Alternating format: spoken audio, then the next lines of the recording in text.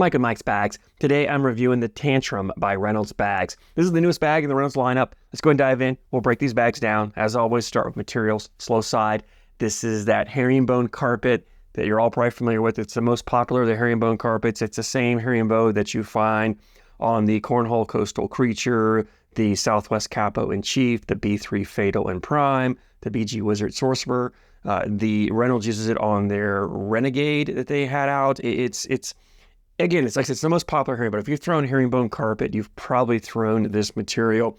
The speed-wise, I call it a 5-speed. Every time I review this, I repeat myself a ton because there are a lot of bags that use this herringbone carpet. I feel like I always repeat myself, but just so everybody knows, it's a 5-speed, but this is the material that you can really manipulate the speed on to get it to play faster, play slower. Brand new, it's going to play 5.5, 6-speed. If you want it to stay at that faster speed, keep it clean, wash this material every now and then, get a fabric shaver, shave the fuzzies off, keep it smooth. It'll stay on that faster 5.5, 6-speed. If you want it to play slower, get it dirty. Play outdoors on a rough surface, concrete, asphalt, gravel. Get it roughed up, get it fuzzed up, get it really dirty, get that dirt and sweat in there. It'll slow down to like a 3.5, 4 speed. Normal conditions, you play indoors, you play on smooth surfaces, you play on pitch pads, it's going to settle about a 5-speed. It's typically where it settles for most people. That's why I call it a 5-speed. Fast side, this is that Pro Sniper Viper fast side material. It's a 9-speed. It's great for collecting blocks, pushing through bags, blowing up piles, cleaning up messes, slides of boarding conditions. So we're looking at about a 5, 9 speed for these Tantrum bags. Template-wise, this is a medium template bag, but it's starting to get really close to that line where I start to separate medium from large. Not quite there. It's still on the medium side of that line, but it's on the larger side of medium, if that makes sense. Fill-wise, there's a medium amount of fill in here, but because the template's kind of a little bit bigger than medium, it has flop to it. It is not a bag that I would call a floppy bag, but it is floppier than what I would say a normal bag is. So this bag does have some flop, which gives the bag forgiveness, and you really need that with this herringbone carpet. This carpet does have a kick to it. By adding the flop in this bag, Reynolds has reduced the kick so it doesn't punish you as hard, which means if you don't throw a flat bag, you can throw this and get away with it. It's still going to kick. It's going to have some movement, but it's not that harsh, aggressive kick to it. Again, not super punishing bag. It's got a lot of forgiveness to it. It also gives that flop also gives that bag forgiveness around the hole. I talk about all the time the landing zone, and those floppier bags have a larger landing zone than those fuller bags, which means if you're not as accurate as you would like to be and you're missing left or right, these floppy bags do a great job of that corner dipping in, grabbing the hole and pulling the bag back in where a fuller bag wants to skip over. The flop gives this bag that forgiveness landing and that forgiveness around the hole. So that's something you're looking for. You'll find it in these Tantrums. The fill in here, so Reynolds says it's the same fill they used in their Thunder. I went back and watched my Thunder review because I'm feeling this and I'm really having a hard time figuring out what's in here. I think what I described in my Thunder review is not exactly what I'm feeling here. So I don't know if I just misidentified what was in the Thunder bag, but it's a mixed fill. It's got a mixture, but it's got some kind of different shaped fill in here that I'm not really sure about. It's not quite a round bead fill, but it's also not the typical flat fill that I feel. So I don't really know how to explain it. It's closer to that thicker flat fill that a lot of bags are using, but it's definitely a mixture. Some different sizes, some really small fill in here, some medium-sized fill in here. So I'm gonna call it a mixed fill, but it's not your traditional mixed fill with beads. It's closer to a flat mixed fill, if that makes sense. And again, that flat fill, it gives this bag a lot of forgiveness. It doesn't have a lot of bounce, doesn't have a lot of movement when it lands. If you don't like a really bouncy bag, I think you're going to love these Tantrums here.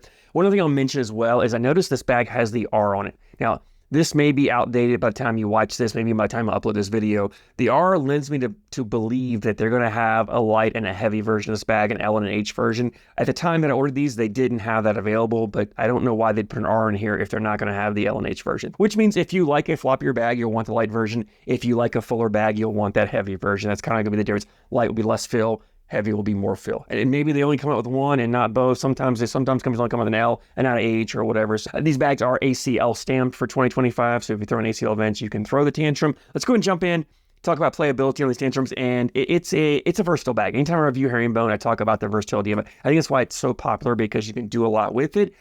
To me, this bag is better suited for those of you who like to just run bags in the hole because of the less active fill, because of the flop, because of the forgiveness this bag has.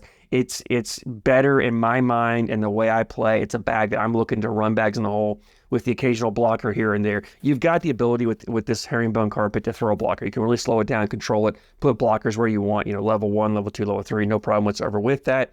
I will say collectability in this bag, if you're trying to collect one, Be careful if you're just clipping a corner because there is some flop here. I did find sometimes that accordion up, and especially if I had like a level 2 or level 3 blocker, it would accordion up and kind of spin around, and my bag would get around it, but I would leave that collect bag. I had to come a little more intentional, come closer to that middle of the two bags, grab more of the bag, and push it up. Now, if it was up there at the hole level 1 or even hanging in the hole, it didn't matter. I just touched it. I could get it going, no problem whatsoever.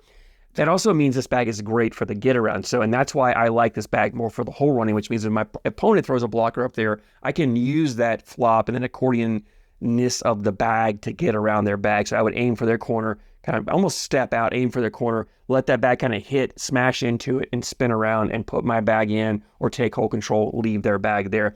That's where I think this bag really shines, is that get-around game. The shot shaping, because of the flop and the forgiveness and because of the less active feel, it's not a great bag for cuts, rolls, and flops. If you're above average to advance in those skill sets, you can do it. Again, I always talk about when I say, oh, this is a bag, it's not great for throwing rolls, and I'll get people, it never fails. I can throw in the comments, most people in the comments are sending messages say, oh, I had no problem rolling that bag.